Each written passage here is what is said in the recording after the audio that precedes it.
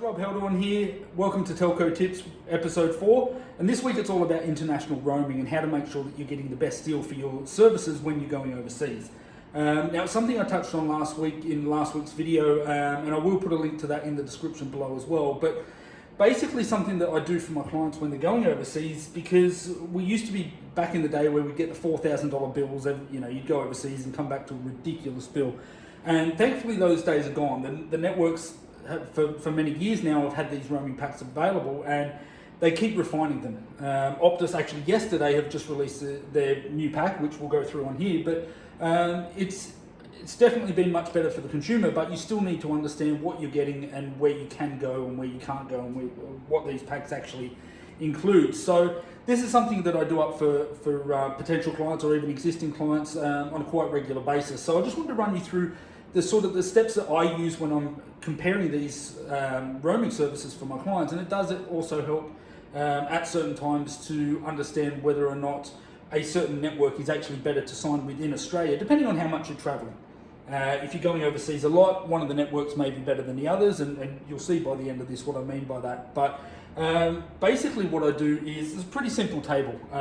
So we've just got Telstra, Optus and Vodafone at the top, and then just 5 different categories. So calls, SMS, data, countries, so that's the included countries, and the cost. Now, this will give you a good overall snapshot of what it's going to look like. So as far as calls, if we look at Telstra for calls, it's all unlimited. Well, actually, it's unlimited calls and SMS across all 3 of the networks. They all include all your calls and text messages when you go overseas.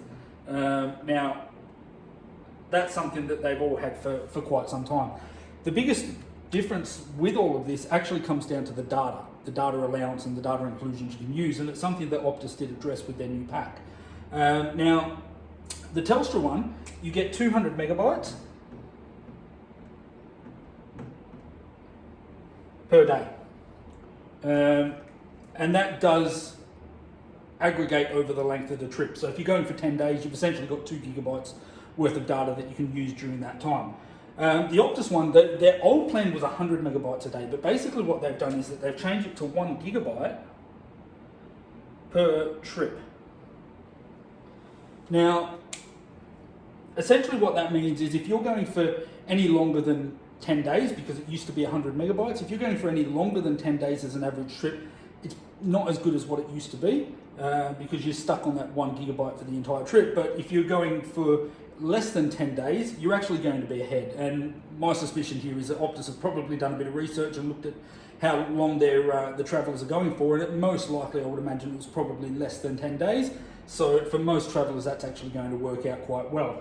Vodafone, however, basically what Vodafone do with their plans is whatever your inclusion is in Australia, they let you use that while you're overseas. So if you're on, as an example, say a plan that gives you 60 gigabytes worth of data, you still get to use that 60 gigabytes whether you're in Australia or whether you're roaming. So from that point of view, they're miles ahead of these two. And that essentially just comes from the fact that they're the largest carrier globally, like much, much larger than Telstra and Optus on a global scale. Class is number 3 in Australia, but globally they're massive. So it's funny that a lot of the countries that you'll go to if you're roaming on Telstra and Optus are actually, you'll be using a Vodafone network while you're overseas, whether it's Vodacom or whoever they, depending on where you go, right? But Vodafone, they do have that advantage of being the largest globally, so they've been able to do this. Now, the next one is how many countries are actually included in your pack. There's no point having a pack like as good as the Vodafone one if they only use it in 3 countries, right? There's no real massive benefit to it. Now, as far as Telstra goes, they've said that theirs will work in, they say 70 plus countries, all right? I haven't sat there and counted them all up, but 70 plus countries. So not bad. It's all of the main ones are covered. Now, Optus have, with their new pack, it's actually just over 100 countries that they've included in theirs. Now, they did take some out, some of the lesser travelled places, and they've added some new ones in. So it's actually over 100 now that are included in that. And Vodafone sits at 80, right? Regardless of the country that you're going to, though, all of your main ones are going to be included in all of these packs, right? So US, UK, most of Asia, New Zealand, and so on, right? Are all going to be included. Most of Europe is all in these packs, regardless of which network you go with. So then we come to cost.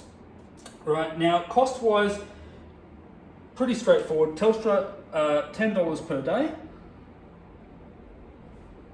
It's meant to be a D. Or they actually have a, if you're going to New Zealand, it's only $5 per day. So it does give you the little extra benefit if you're only going to New Zealand. Well, I say only, but if you're going to New Zealand, you actually get it for $5 a day instead of 10. So not bad. Optus is $10 a day, and that's flat. So it's as long as you're within one of their countries, it's flat. There's no $5 a day to New Zealand, none of that sort of stuff. It's just a pretty flat deal. And with Vodafone, again, theirs is very flat, but theirs is $5 a day, right? So you can pretty plainly see from this, if I've got a client that's traveling a lot, or if you're traveling a lot with your business, Vodafone typically, on a global roaming point of view, is very, very strong. Optus, not so bad with their new pack. Again, depending on how long you're actually going for, the 1 gig may or may not work for you. And Telstra, they kind of are what they are. They're pretty standard in this. 200 meg a day, 70 plus countries, $10 a day for the most part. So you're going to be comparing probably Telstra and Optus. Vodafone are way out ahead. So if you are traveling a lot, I would seriously look at Vodafone as an option. And this is what I was talking about at the start around this here, if you're traveling quite a lot, can influence who you're actually going to use in Australia. And the last video was all about the mobile network coverage while you're in Australia. So you may want to check that out. As I say, I'll put the link in the description. But if you're in sort of the metro, Perth, Sydney, Melbourne, that sort of thing, and when you're in Australia, but you do travel quite a lot, Vodafone actually may be the best option for you, because when you're in those metro areas, there's not a great deal of difference coverage-wise and all of that between the three carriers. But when you go overseas, Vodafone are a mile ahead. So just something to think about. But look, this one's pretty straightforward.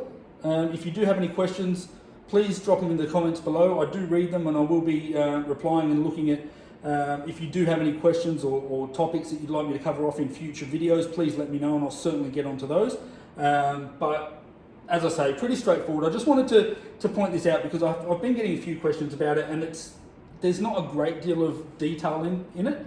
It's just understanding where you're going to be going, and as I say, this may actually impact who you sign with when you're in Australia. So any questions or comments, please feel free to leave them below. Otherwise, look, please subscribe to the channel.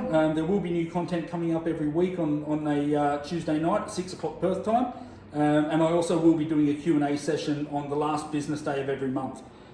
So if that's something you're interested in, look, please subscribe. Feel free to share it out there if you think that there's any of your colleagues that may actually get some value out of this.